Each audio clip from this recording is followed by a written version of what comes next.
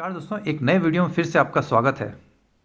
वाराणसी में हो रहे विकास कार्यों के अंतर्गत लाल बहादुर शास्त्री एयरपोर्ट पर किस प्रकार विस्तार किया जा रहा है, उसे इस वीडियो के माध्यम से बताऊंगा। दोस्तों, वाराणसी के एयरपोर्ट की विस्तार की जो योजना बन रही है, उसमें नया टर्मिनल बनेगा, एक नया रनवे बनेगा जो भारत का पहला हाईवे के ऊपर का रनवे होगा और मौजूदा जो रनवे है उसका विस्तार किया जाएगा और यात्री सुविधाओं की भी इसमें बढ़ाई जाएगी। इन सभी के लिए भूमि की आवश्यकता होगी जो कि 350 एकड़ होगी और भूमि अधिग्रहण की लागत लाल बहादुर शास्त्री अंतर्राष्ट्रीय हवाई अड्डे के विस्तार की आवश्यकता के लिए 350 एकड़ भूमि की आवश्यकता पड़ेगी और भूमि अधिग्रहण की लागत 930 करोड़ रुपए होगी।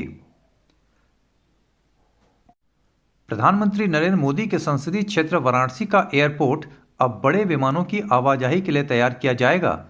इस एयरपोर्ट से कोड 4E प्रकार यानी A340 से 500/600 जैसे बड़े विमान उड़ान भर सकेंगे।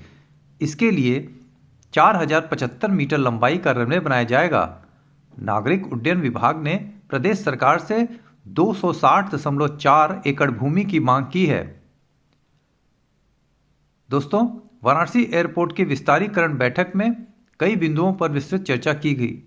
एयरपोर्ट पर यात्रियों की संख्या में बढ़ोतरी को ध्यान में रखते हुए एडवांस ट्रैफिक मैनेजमेंट सिस्टम की स्थापना, यात्रियों की बेहतर सुविधाएं, एयरपोर्ट को आधुनिक सुविधाओं से लैस करने, विस्तारीकरण और खराब मौसम के बीच सुरक्षित लैंडिंग कर यात्रा को सुरक्षित बनाने के प्रयासों पर विस्तार से चर्चा हुई। मौजूदा रनवे केवल कोड 4C प्रकार के एयरक्राफ्ट से संचालन के लिए है। कोड 4E रनवे बनाने से यहां बड़े विमानों को भी संचालन हो सकेगा। प्रस्तावित रनवे के तहत नेशनल हाईवे 56 के लिए अंडरपास भी बनाया जाना है। अधिकारियों ने बताया कि एयरपोर्ट का विस्तार करने के लिए कुल 260.4 एकड़ भूमि की जरूरत है। इसके साथ ही रनवे की एयरक्राफ्ट हैंडलिंग क्षमता बढ़ाने के लिए पूर्ण लंबाई के समानांतर टैक्सी ट्रैक का निर्माण व रनवे अप्रोच लाइट की स्थापना की जाएगी।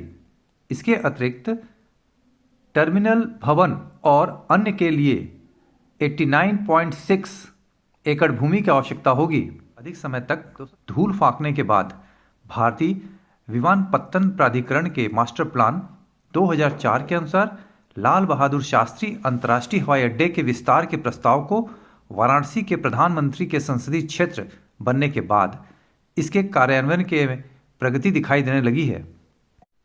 AAI ने 2015 में परियोजना को मूर्त रूप देने के प्रयासों को फिर से शुरू कर दिया। 17 अगस्त 2015 को शहर की अपनी यात्रा के दौरान तत्कालीन केंद्रीय नागरिक उड्डयन मंत्री P. अशोक गजपति राजू ने केंद्र सरकार के दृष्टिकोण को स्पष्ट कर दिया था कि LBSI हवाई अड्डे पर यानी कि लाल बहादुर शास्त्री हवाई अड्डे पर कनेक्टिविटी में सुधार के अलावा घरेलू और अंतर्राष्ट्रीय रूटों पर हवाई यात्रा की सुविधा बढ़ाकर सरकार वहां कार्गो सर्विस पर भी फोकस कर रही है।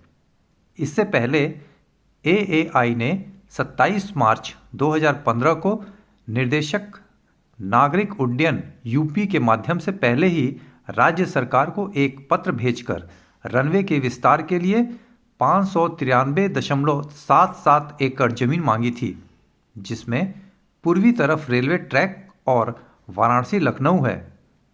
पूर्व में राजमार्ग, चूंकि AAI के पास पश्चिमी तरफ रनवे का विस्तार करने का एकमात्र विकल्प था, भारतीय राष्ट्रीय राजमार्ग प्राधिकरण को यह पुष्टि करने के लिए लंबे समय तक इंतजार करना पड़ा कि वाराणसी लखनऊ राजमार्ग के संरेखण को इसके लिए बदला जाएगा या नहीं। जून 2018 में AAI ने हवाई अड्डे के रनवे के विस्तार को 2750 मीटर से 4075 मीटर करने के लिए अपनी मंजूरी दे दी थी, ताकि वाराणसी लखनऊ राजमार्ग के संरेखण में बदलाव से बचने के लिए हवाई अड्डे पर बड़े कार्गो और बोइंग विमानों की लैंडिंग सुनिश्चित की जा सके। NHAI के अधिकारियों ने कहा था कि AAI के प्रस्ताव के मद्देनजर वाराणसी लखनऊ राजमार्ग बन सकता है।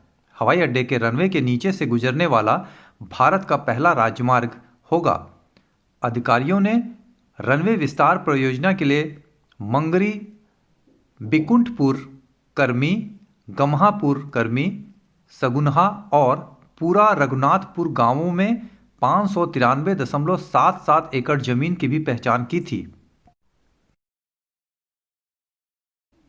दोस्तों, यह जानकारी आपको कैसी लगी? अगर अच्छी लगी हो तो वीडियो को लाइक करें, शेयर करें, कमेंट करें और दोस्तों चैनल पर नए हैं तो चैनल को सब्सक्राइब करें इसी प्रकार के अन्य अपडेट के लिए। अगले वीडियो में एक नए अपडेट के साथ फिर से मुलाकात होगी। तब तक के लिए नमस्कार, जय हिंद, हर हर महादेव।